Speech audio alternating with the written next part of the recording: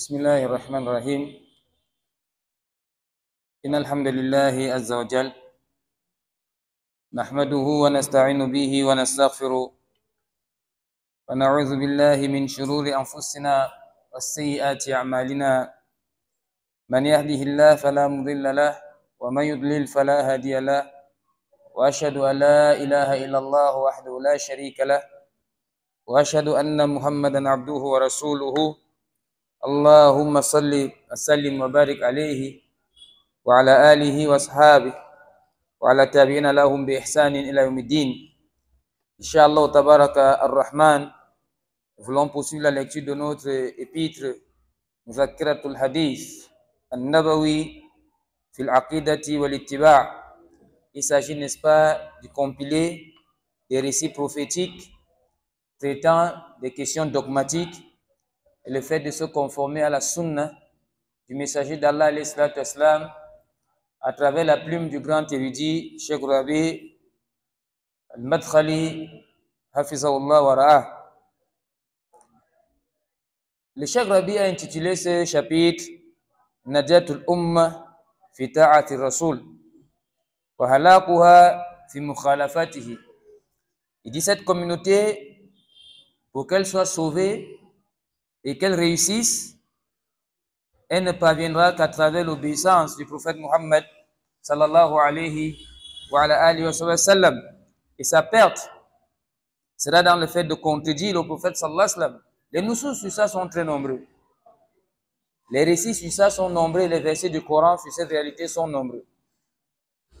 Le messager d'Allah dans un hadith dit Kullu ummati yadkhuluna al-jannata illa man aba. Tous les gens de la Ummah vont entrer au paradis sauf ceux qui refusent. Les Sahaba lui disent Waman ya'ba ya Rasulallah, qui peut refuser d'aller au paradis, surtout en ta compagnie? Et dit Man ata'ani dakhala al-jannah wa man asani dakhala an-nar. Celui qui m'obéit va entrer au paradis, celui qui me désobéira en enfer. Et selon la version Waman asani faqad aba, et celui qui me désobéit a refusé d'entrer au paradis. An Abi Musa al-Ash'ari radiyallahu anhu قال رسول الله صلى الله عليه وعلى آله وسلم. Le sahabi Jalil Abu Musa al-Ash'ari, qui est parmi les sahaba d'Illah, les grands sahaba du prophète Muhammad sallallahu alayhi wa alayhi wa sallam, il dit Qala Rasulullah. Il est bien important que les étudiants de l'islam s'habituent aux terminologies du texte révélé. Parce que dans le récit, vous entendez parfois Haddathani Rasulullah, Haddathana Rasulullah, Sami'tu Rasulallah, Amba'ani, wa hakadha. Ces termes-là n'ont toujours pas le même sens. Mais retenez, mes chers frères, que lorsqu'un sahabi dit Qala Rasulullah, cela ne sort pas de deux choses. La première des choses, c'est que ce récit, il peut l'avoir entendu du messager d'Allah. Qala Rasulullah. Ou alors, il peut l'avoir entendu d'un sahabi, d'un autre compagnon comme lui. Parce que les sahabas sont tous udul. Ils sont tous dignes de confiance. Mais par contre, si un sahabi dit Sami'tu Rasulallah, j'ai entendu le messager d'Allah, ça ne peut pas dire qu'il a appris ce hadith ailleurs, sauf chez le messager d'Allah. Comme le hadith d'Abdullah ibn Umar, le hadith d'Umar ibn Khattab. Sami'tu Rasulallah sallallahu alayhi wa sallam yaqul innamal a'malu binniyat. Ce hadith-là, son dalil, c'est que cette parole-là quitte de la bouche du messager d'Allah et il l'entend. Mais parfois, lorsqu'un sahabi dit Qala Rasulullah, ça admet aussi qu'il peut l'avoir pris chez un autre sahabi. Les riwayats des sahaba entre eux sont très connus. Wa hakadha. Il dit Qala Rasulullah. Mathali wa mathalu ma ba'athani Allahu bihi. كمثل رجل أتى قومه فقال يا قوم إني رأيت الجيش بعيني وإني أنا النذير العريان فالنجا فأتاه طائفة من قومه فادلجوا فانطلقوا على مهلهم فنجوا وكذبته طائفة فصبحهم الجيش فأهلكهم واشتهاهم فذلك مثل من أطاعني فاتبع ما جئت به ومثل ما عصاني وكذب ما جئت به من الحق أو كما قال. C'est récit rapporté par Imam al-Bukhari et Imam Muslim. C'est l'avantage d'étudier les livres des muhaddithoun. Vous savez que Cheikh Rabi Madkhali fait partie des plus grands muhaddithoun contemporains. Chaque fois qu'on écrit les livres, surtout lorsque Cheikh Al-Albani était vivant, si on écrit sur la biographie de Cheikh Al-Albani, quand il était vivant, avant de publier son livre, avant de publier les livres qu'on écrit sur lui, on lui fait lire. Et quand on cite ses étudiants, on citait toujours Cheikh Rabi, Cheikh Abdul Muhsin Al-Abbad, qui sont les Jahabitha, les plus grands savants contemporains, surtout après la mort de Cheikh Al-Albani. On cite, n'est-ce pas, ça dit cela. Donc Cheikh Rabi Madkhali est parmi les muhaddithin la Chak, les grands parmi eux. Sa thèse de doctorat et ses recherches avancent, et puis ses prédications sont connues. Il est parmi les ulama du Jar wa Ta'dil. Il est capable de se prononcer sur quelqu'un et puis son avis est valable. Parce que vous savez que même dans la science du hadith, il y a des fragmentations. Il y a le ilm rijal, il y a le ilm riwaya, le ilm diraya. Et chaque savant se spécialise dans un domaine spécifique. La science du hadith, dans sa globalité, a plus de 120 sciences, comme disaient certains savants. Subhanallah, yani. Parce que seulement la catégorie des récits qui sont faibles, dépassant les différentes sortes de hadiths faibles. Certains savants parlent de 60, etc. Ça montre que cette science, une science est difficile. On appelle ça ilm al-fuhul. C'est la science, c'est l'une des sciences les plus difficiles. Sinon, mes frères, dites-moi, comment est-ce que quelqu'un peut nous dire aujourd'hui qu'un discours qu'il entend, qu'on rapporte du messager d'Allah, est vraiment sa parole ou ce n'est pas sa parole? Parce qu'entre nous, le messager d'Allah, c'est quand même 15 siècles. Quelqu'un se place, il dit « Qala Rasulullah ». Qu'est-ce qui peut me justifier que vraiment ça vient du messager d'Allah? Et j'ai quel argument pour démentir que ça ne vient pas du messager d'Allah? Il faut entrer dans des centaines de milliers de livres, des centaines de mille de livres pour te prononcer sur un hadith. Ce n'est pas 10 livres ou 20, non. Il faut lire des centaines de mille parce qu'il faut que tu étudies ce hadith dans toutes ces chaînes de transmission. Il faut que tu étudies toutes les chaînes de transmission qui sont à ta portée. C'est à cause de ça que les ulama du hadith sont ceux dont on lève le chapeau. Ou alors, yushar ilayhi bil banan. Quand on dit que ça c'est un savant dans le hadith, c'est vraiment un savant. Les renoms des imams tels qu'Al-Bayhaqi, Al-Bukhari, Muslim, Ad-Daraqutni, Abu Daoud, At-Tirmizi, Imam Malik, etc. Pourquoi est-ce que leurs noms sont là? Imam Ahmad bin Hanbal. Pourquoi est-ce que leurs noms, ils sont plus vivants que nous qui sommes vivants? Parce qu'ils se sont spécialisés dans l'un des domaines les plus difficiles, qui est la science du hadith. Dans le Coran, lorsqu'Allah dit que le jour que chaque peuple viendra derrière, ça dit son imam. Les mufassiroun disent que les muhaddithoun viendront derrière le prophète Mohammed sallallahu alayhi wa sallam. C'est ça leur imam yawm al-qiyamah. Parce que ce sont eux qui connaissent la sunna du messager d'Allah. Et tu ne peux pas pratiquer l'islam sans connaître la sunna. Parce que le Coran, il est mubayyan et la sunna du prophète sallallahu alayhi wa sallam est mubayyin. Sinon, lorsqu'Allah te dit wa aqimus salat, tu vas prier comment sans la sunna. Wa tu zakat, tu vas donner la zakat comment sans la sunna. Les maqadir de ce que tu dois t'acquitter. Allah lui te dit acquittez-vous de la zakat. Mais le miqdar, le maqadir, la mesure, les 5 chameaux, les 30 bœufs, les 40 béliers, la récolte, la zakat de l'or et de l'argent, ces détails-là sont dans la sunna. C'est pourquoi les ulama de la sunna sont vraiment les ulama, la siyama, quand ceux-là n'ont pas dévié dans l'aqida, comme Cheikh Al-Albani. Parce que Muhammad Aman Al-Jami, il fait l'éloge de Cheikh Al-Albani en disant qu'il y a des muhaddithoun qui avaient dévié dans l'aqida.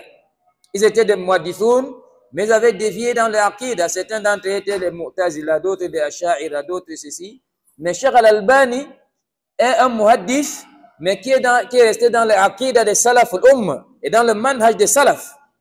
Il n'a pas dévié, il n'est pas munharif. Rahimahullah rahmatan wasi'a. Et puis ce hadith est une parabole. Darbul misal, c'est une parabole.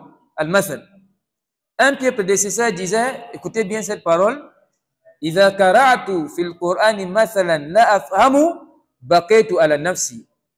Quand je lis une parabole dans le Coran dont je ne comprends pas le sens, je pleure. Parce qu'Allah dit, وَتِلْكَ الْأَمْثَالِ نَضْرِبُهَا لِلنَّاسِ وَلَا يَعْقِلُهَا إِلَّا الْعَالِمُونَ. Allah dit, voilà les paraboles qu'il propose aux gens, ne les comprennent que ceux qui ont la science. Parce que le but de la parabole, c'est pour démystifier la connaissance. C'est comme si on te propose un exemple. Et à l'école sous l'arbre, on dit, les exemples, n'est-ce pas, valent la leçon, parce que tu peux étudier, mais quand on te propose un exemple, on te décortique la leçon. On dit par exemple, à l'école même sous l'arbre, on dit par exemple, parce que l'exemple te permet de comprendre le thème. C'est comme ça les paraboles.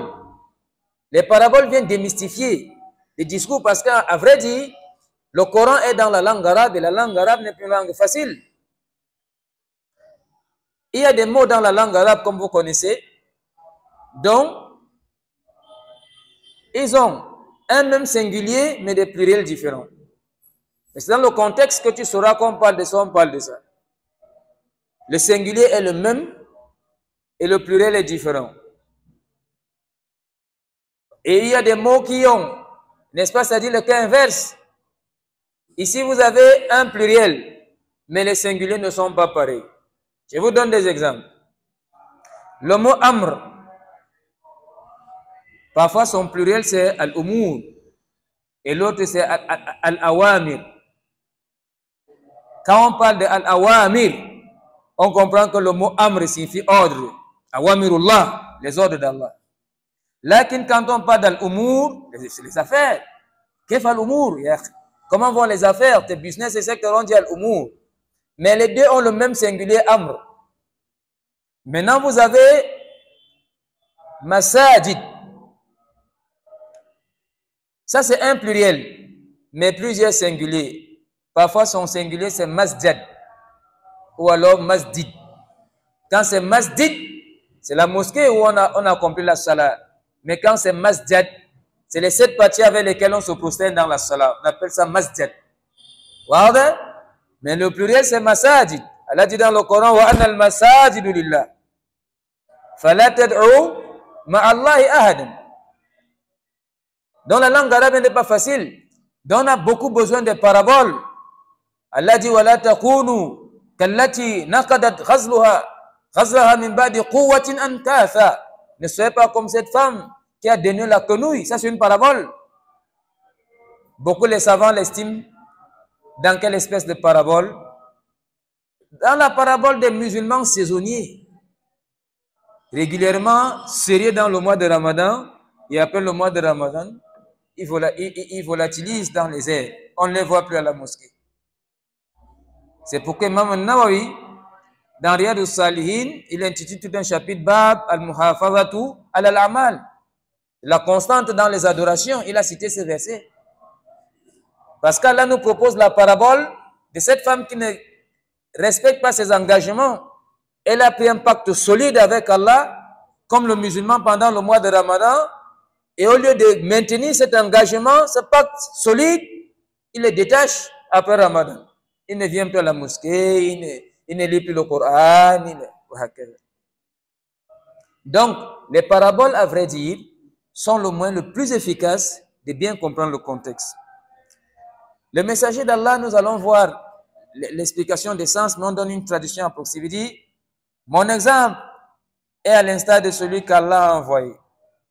C'est-à-dire mon exemple et l'exemple de ça avec quoi j'ai été envoyé, c'est l'exemple d'un homme qui va à son peuple et leur dit, oh mon peuple, je suis pour vous un avertisseur parce que j'ai vu de mes yeux une armée. C'est-à-dire une armée qui se prépare à vous investir. In ra'aytul jaysha. Il dit, j'ai vu une armée. Wini ana nadhirul uryan. Et je suis pour vous un avertisseur dénudé. Al-uryan, c'est quelqu'un qui n'a pas des habits. Insan ariyani kida. Fannaja, dit, sauvez-vous. Fata'ahu ta'ifatu min qawmihi. Un groupe parmi les gens de son peuple ont obéi à sa parole. Fadlaju. Au cœur de la nuit, au début de la nuit, ils se sont esquivés. ils ont décampé quoi. Fantalaqu ala malihim fanajaw. Ils sont arrivés, n'est-ce pas, c'est-à-dire loin des ennemis, ils ont été sauvés. Wa kadhabathu ta'ifatun fasabbahum al-jaysh. Mais notre groupe a traité de menteurs, l'armée les a assiégés. Comprenez-vous? Les a assiégés, washtahahum. L'armée les a décimés totalement. Fadhalika mathalu man ata'ani. C'est comme ça l'exemple de celui qui m'obéit et qui suit ça avec quoi je suis venu. Et l'exemple de celui qui me désobéit était de menteur, de ça avec quoi je suis venu comme la vérité. Donc, ce hadith, c'est une parabole de l'avertisseur dénudé. Cheikh Rabi, Hafizahullah, il dit Rawi al-Hadith, le rapporteur du hadith, sa biographie a été discutée. Al-Mufradat, c'est le vocabulaire des mots. Il dit Mathali, Sifati, wa hali al-Ajiba. Donc, le mot Mathali ici est traduit par mon état étrange, étonnant. Yadribu Mathali yani, Sifati, comme si c'est mes attributs, ça à quoi je ressemble concrètement, mon état, mais quel état al-Ajiba, étrange et étonnant. Al-Nazir, al-Mukhbiru, bima fihi shar wa sou. Celui qu'on appelle al-Nazir, c'est celui qui t'informe au sujet de ce qui est mauvais et désagréable. On appelle parfois avertisseur en français. Parce que quand quelqu'un est un avertisseur, c'est qui te met en garde contre quelque chose de mal. Et si quelqu'un dit, moi je t'avertis, c'est qu'il est en train de te dire que si tu continues, il faut t'attendre à ce qui n'est pas agréable. C'est pourquoi les prophètes et les envoyés d'Allah sont venus avertisseurs et annonciateurs, mubashirina wa munzirin, parce qu'ils donnent des bonnes nouvelles et une bonne annonce à ceux qui obéissent à Allah et mettent en garde contre ceux qui désobéissent. Mais maintenant, il faut, pour votre gouvernement, que vous sachiez que la da'wa du messager d'Allah a commencé avec quoi? L'avertissement. Ya ayyuhal mudaththir kum fa'anzir. Kum fa'anzir. Lève-toi et avertis. Lève-toi et avertis. Parce que le prophète sallallahu alayhi wa sallam a trouvé un peuple idolâtre, des adorateurs d'idoles, des associateurs. Il faut avertir à ceux-là que s'ils continuent dans cette lancée, leur destinée sera le feu de l'enfer. Wa hakaza. Il dit al-Uriyan didul maqsou. Donc celui qui est Uriyan est celui qui n'est pas habillé. Al-Mutajaridu min thiyabihi, celui qui est dénudé, débarrassé, dépourvu de ses vêtements. Wan-Nadhirul Uriyan, écoutez bien ce que le cheikh va nous amener ici. Wan-Nadhirul Uriyan al-Mumathil bihi rajul min khaf'am. Donc la parabole de l'avertisseur dénudé, il s'agit d'un homme de la tribu de Khaf'am. Tazawwaj imra'atan min Zubayd. Il a épousé une femme de la tribu de Zubayd. Lui, sa tribu, c'est Khaf'am. Et la femme qu'il a épousée vient de la tribu, n'est-ce pas, ça dit, de Zubayd. Les Arabes, ils avaient plusieurs tribus. La tribu de Quraysh, la tribu de ceci, wa hakaza. Donc, il épouse une femme de la tribu de Zubayd.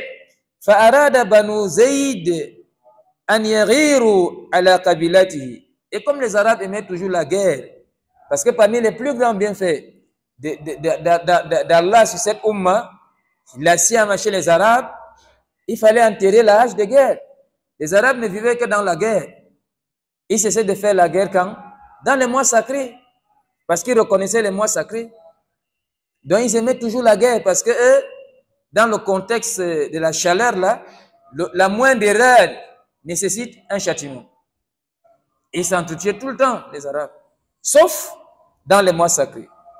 Donc maintenant, regardez, il a épousé une femme, le pauvre vient d'une tribu, il épouse une femme d'une autre tribu, et cette tribu décide d'aller combattre cette tribu.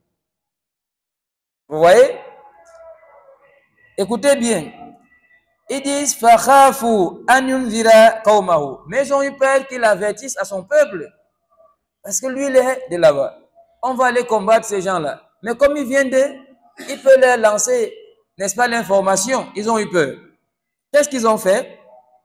فَجَعَلُوا عَلَيْهِ حَرَسًا بَعْدًا خَلَعُوا ثِيَابَهُ. Ils lui ont assigné un gardien après l'avoir déshabillé.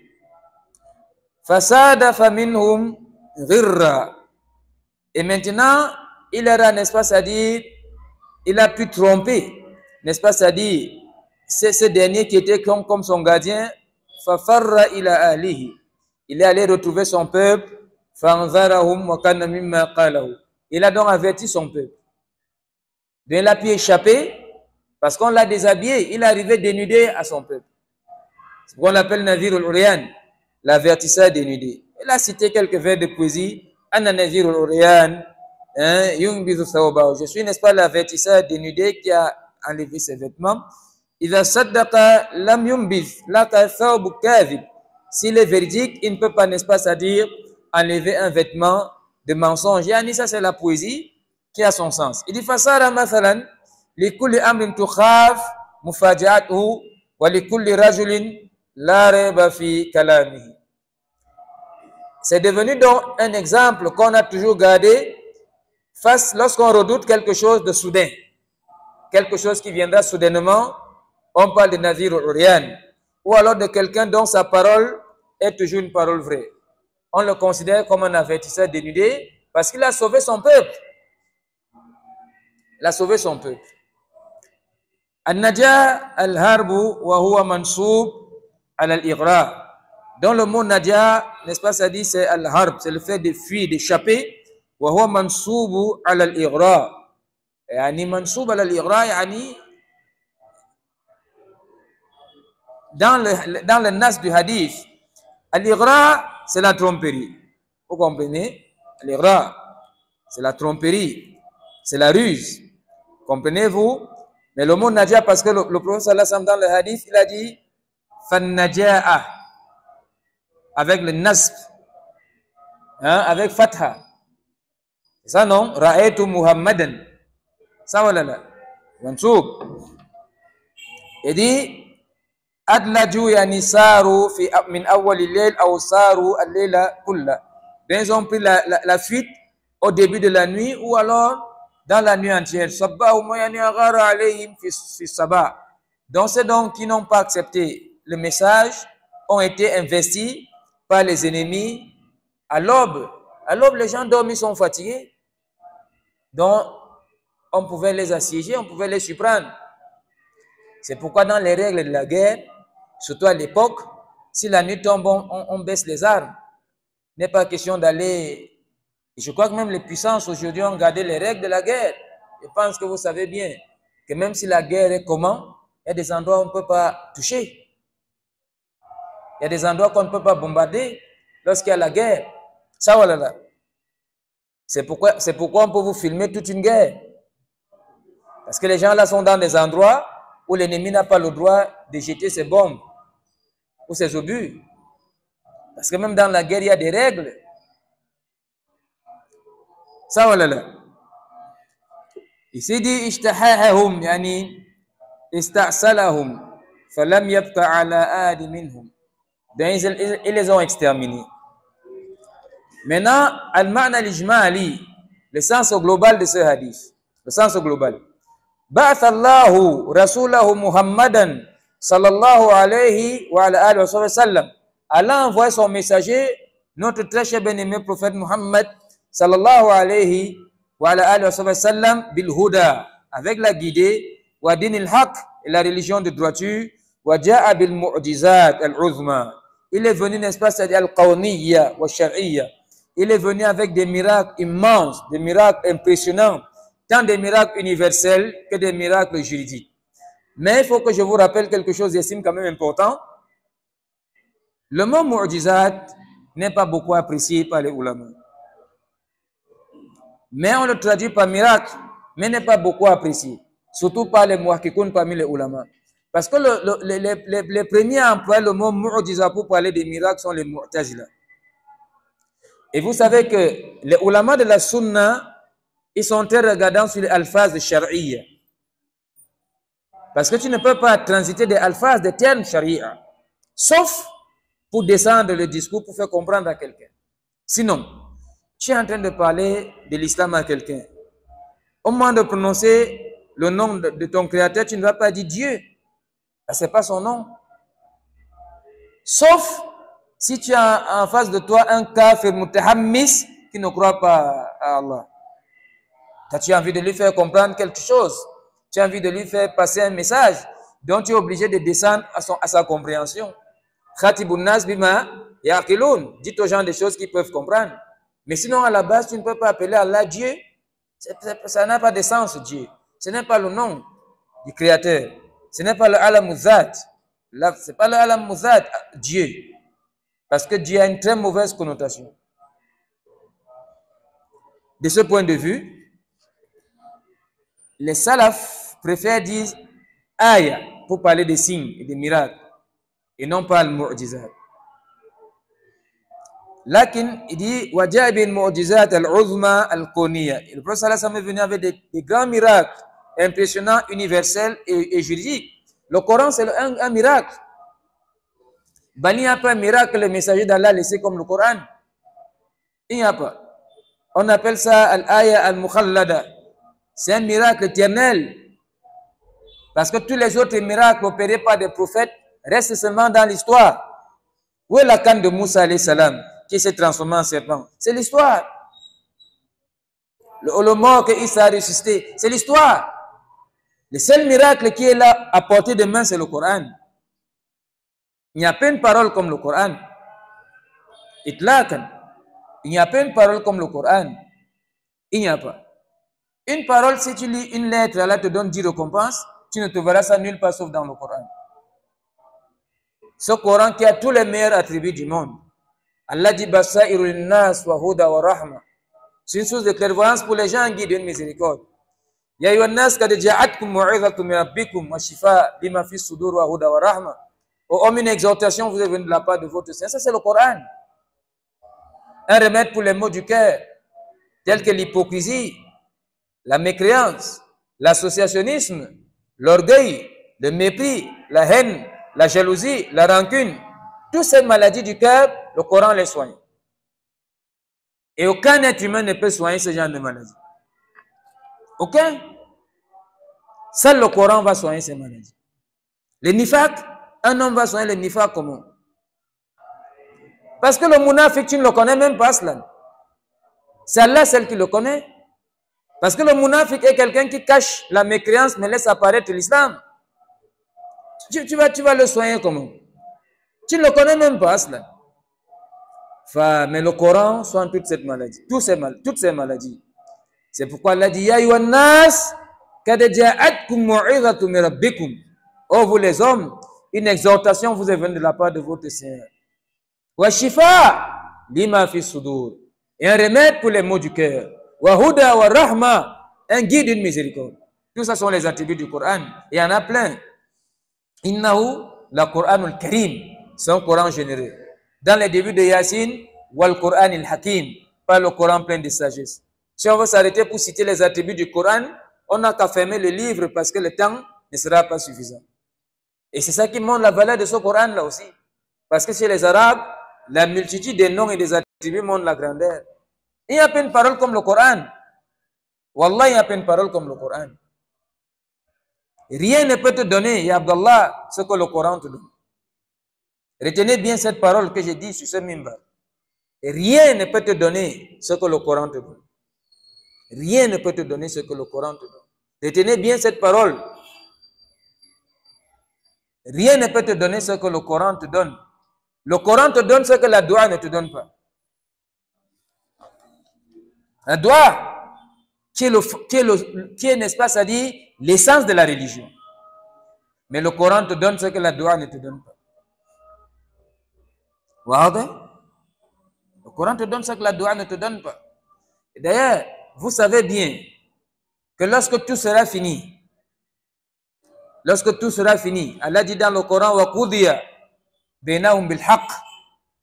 Allah va juger entre les gens en toute vérité. Wa qila alhamdulillahi rabbil alamin. Les gens de l'enfer et les gens du paradis, tous, ils vont remercier Allah avec leur langue.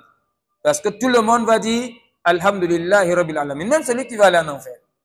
Parce qu'il saura que le jugement est un jugement juste. On ne lui a pas fait d'injustice. Maintenant, les gens dans le paradis, on ne va plus demander sur leur aqidah, le tawhid, la salat, qui sont, n'est-ce pas, c'est-à-dire les kawa'id azim de la religion. Mais la seule chose dont l'homme sera appelé à refaire un exercice, c'est rien que le Coran seul, quand il sera dans le paradis. On ne va plus parler de la salat ou de quoi que ce soit. Il lui sera simplement dit Iqra wartaqi waratil kama kunta turatil fi dunya. Lis et lève-toi. Lis comme tu lisais dans ce bas monde. Fena manzilaka fi akhir ayatin taqra'uha. Ton dernier degré au paradis sera le dernier verset que tu as lu. Cheikh Ahmed, on ne va pas distribuer le Coran, Tara. Ce sera le Coran que tu as mémorisé dans ton cœur. Donc ton dernier verset, ton dernier degré sera le dernier verset que tu as mémorisé. Ça veut dire que nous devons consacrer à notre vie une rubrique rien que pour le Coran, qui doit faire partie intégrante de notre vie. Qu'il pleuve ou qu'il neige, on ne doit pas faire sans le Coran. Qu'il pleuve ou qu'il neige, on doit lui consacrer une portion de notre existence. On doit lui consacrer une portion de notre existence, ce Coran. Imaginez un livre, si tu lis une seule page, tu as près de 5000 récompenses. Tu vas trouver ça où? Tu lis une seule page, tu as près de 5000 récompenses. Tu vas trouver ça où? Tu lis 2 pages, tu as près de 10 000 récompenses. 2 pages là, ça ne te prennent pas 4 minutes. Tu lis 3 pages, tu as près de 15 000 récompenses. Tu n'as pas 6 minutes, hein? Tu n'as pas 6 minutes. Tu lis 4 pages, tu as près de 20 000 récompenses. Si tu lis un hizb, toi-même tu ne connais pas ce que tu as comme récompense. Mais regardez, nous, on attend le mois de Ramadan pour lire le Coran.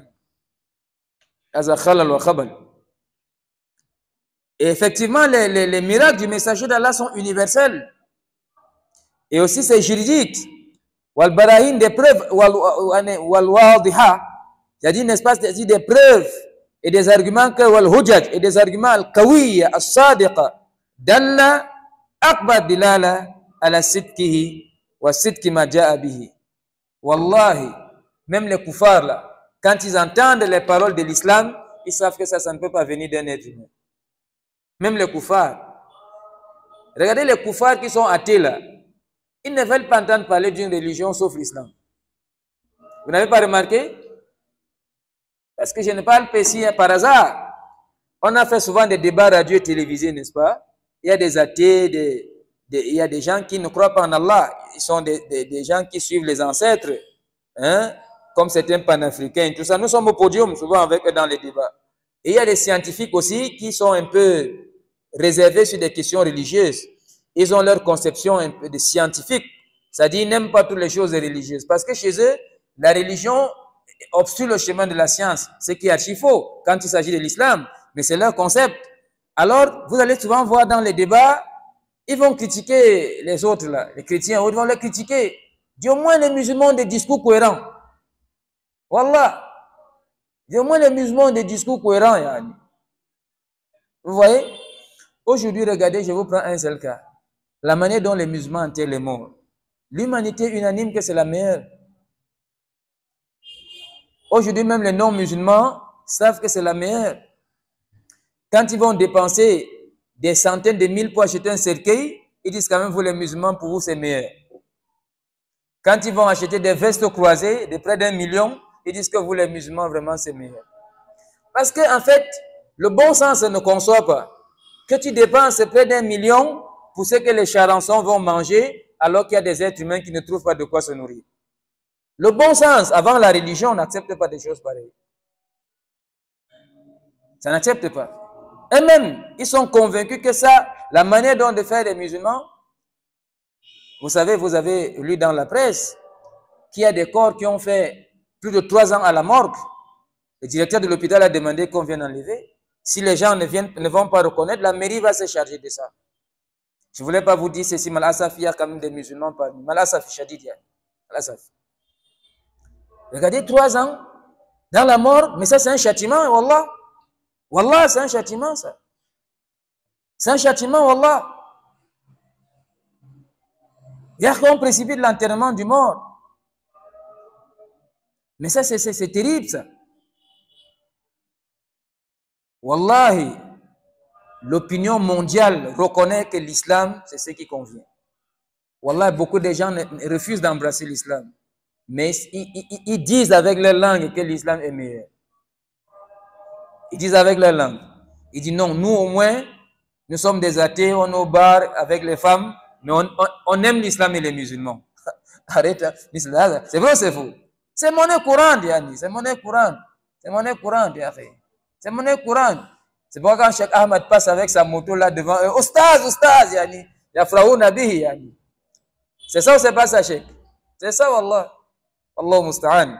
C'est pourquoi Allah Azza wa Jalla, il a dit dans le Coran, Huwa alladhi arsala rasulahu bil huda wa dinil haq yuzhirahu ala dini kulli. Cette religion doit dépasser toutes les autres religions.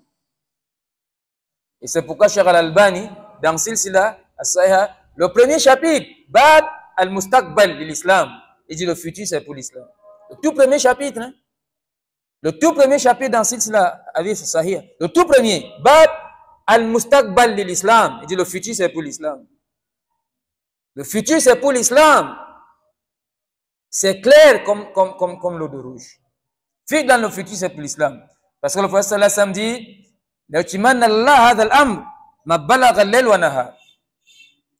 le message de l'islam va atteindre tout ce que la nuit et le jour ont atteint. Comme la nuit et le jour ont touché toute la terre, l'islam va entrer dans toutes les maisons avant Yom al-Qiyamah. Donc effectivement, ceci qui vient avec le messager d'Allah sont le plus grand dalil que l'islam est la religion de la vérité.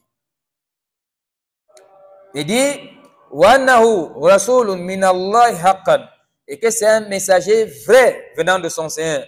فآمن به واتبعه وأطاعه من أراد الله به السعادة والنعيم والنجاة من غضب الله وبطشه وعقابه. Ceux qui ont obéi au messager d'Allah, cru en lui et l'ont suivi, sont ceux dont Allah a voulu leur bonheur. Allah a voulu pour eux les délices sans fin, la félicité et le fait qu'ils soient sauvés de sa colère et de sa saisie et de son châtiment. Parce que la saisie d'Allah est redoutable. Il n'a pas de la shadid. La saisie d'Allah est redoutable. Ceux qui ont obéi au messager d'Allah, c'est là Allah a voulu qu'ils échappent à sa saisie, qu'ils soient sauvés.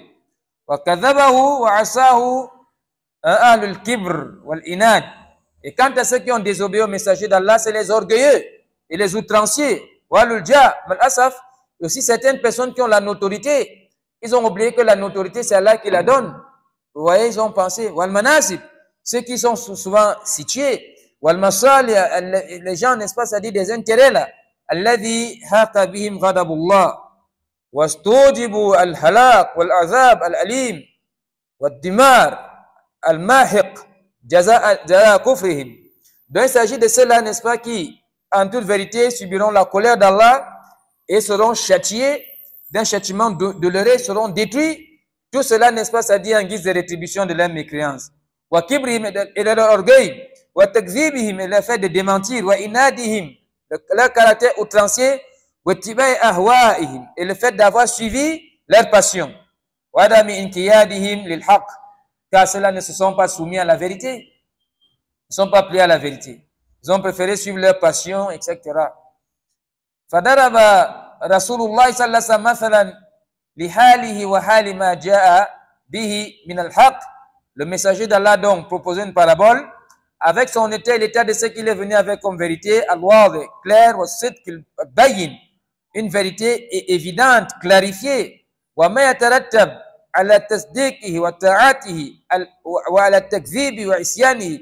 Et ce qui va se répercuter quand on va lui faire obéissance et considérer véridique son message, et aussi ce qui va se répercuter quand on va le démentir et désobéir et contredire. الصادق المخلص الجاد في إنذار قومه. N'est-ce pas, le messager d'Allah donc donné cette parabole avec la parabole d'un homme véridique, sincère et, n'est-ce pas, c'est-à-dire ambitieux, travailleur, qui va, n'est-ce pas, c'est-à-dire avertir à son peuple, attaché wal haris à la najatihim, soucieux de la réussite de son peuple, min al-khatari ad-dahim, n'est-ce pas, du danger, un danger, n'est-ce pas, c'est-à-dire important, الذي يمكن وراء ذلك الجيش الجيش المباغت. يعني derrière ça, n'est-ce pas, ça dit une armée, الجيش, n'est-ce pas, ça dit une armée outrancière. فمن صدق وطاعه وأخذ بأسباب النجاة. Quant à celui qui va lui faire obéissance, qui va obéir, qui va le considérer comme véridique et qui va prendre les causes de la victoire, de la réussite, hein, il sera sauvé, n'est-ce pas, c'est-à-dire du danger de cette armée.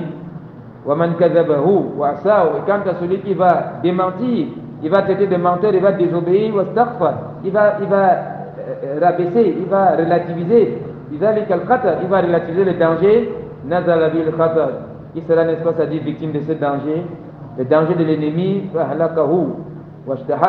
et l'ennemi va l'anéantir. Il dit, écoutez bien ce que Cheikh Rabi dit presque à la fin, il dit وَكَذَلِكَ مَصِيرُ هَذِهِ الْأُمَّةِ وَالشُّعُوبِ الَّتِي بُعِثَ إِلَيْهَا الرَّسُولُ صلى الله عليه وسلم.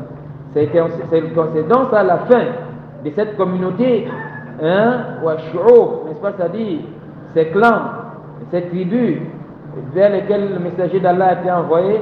فَمَنْ صَدَقَ وَأَطَاعَهُ سَعِدَ فِي الدُّنْيَا وَالْأُخْرَى. Celui qui va obéir au messager d'Allah, le conseil qu'on veut dire, sera heureux dans ce monde et dans l'au-delà. Et il va bénéficier d'Allah la plus grande récompense, la récompense la plus noble.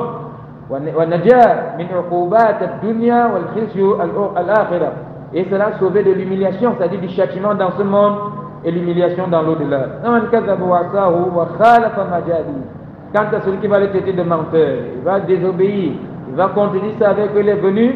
ولم يرفع رأسا بالهدى الذي جاء به المتمثل.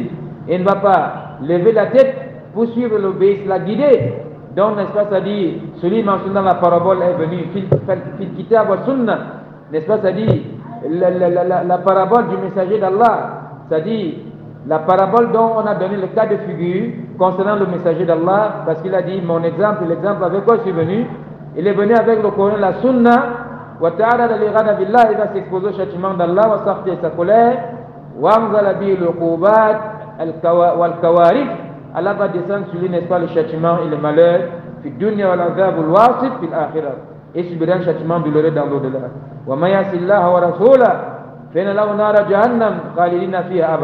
Quiconque désobéit à Allah et à son messager, sa place sera le feu de l'enfer pour qu'il demeure éternellement.